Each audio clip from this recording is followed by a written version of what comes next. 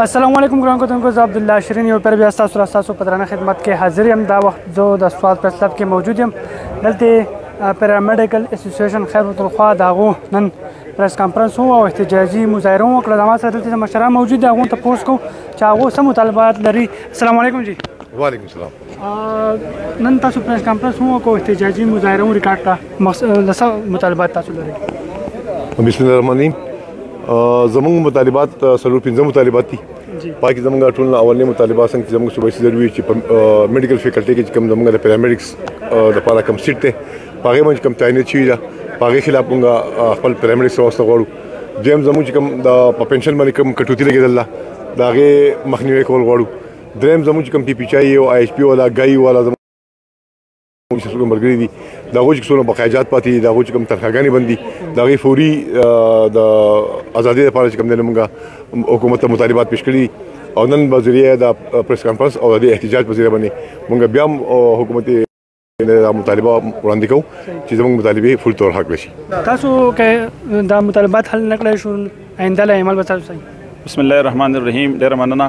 څنګه چې صوبایي پیرامیډیکل اسوسییشن خیبر پښتونخوا د احتجاجي شیډیول اعلان کړی دی، نو په هغه سلسله کې نن د ملاکنډ ډویژن په سطح باندې د ټولو اضلاعو دلته احتجاجي پریس کانفرنس او صوبایي صدر برملا دا خبر وکړه که د 11 تاریخ 11 جولای پورې زموږ مطالبات منظور نه کړی شوه، نو په 12 تاریخ باندې به د صوبې ټول پیرامیډکس پېښور ته راغونډېږي.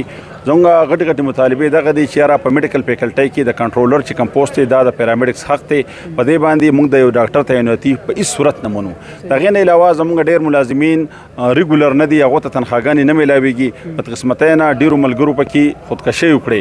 نو هغه خلکو کم چې د انسانیت د خدمت لپاره ولاړ دي، کم چې په سخته کې په طالبانایزیشن کې په فوجي اپریشن کې په کرفیو کې د انسانیت خدمت ته ولاړو، کم چې په کورونا کې د خپل ځانونو قربانۍ ورکړې، ځان یې بیماران کړه، کورونو ته بیماری وړی، خو انسانیت یې بچ کړو.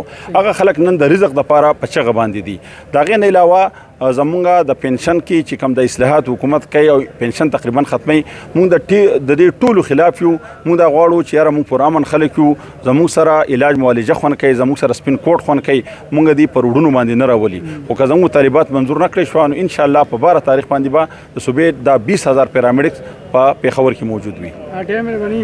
ګران کتونکو، تاسو د مشرانو خبرې واورېدې، هغه وایي چې دغه مطالبات که حل نه کړی شو، نو 12 تاریخ باندې ډیډلاین ورکړی. د هغې نه بعد به موږ په خیر پښتونخوا مختلف اضلاع کې به برپور راوځو، خپل احتجاج به ریکارډ کوو.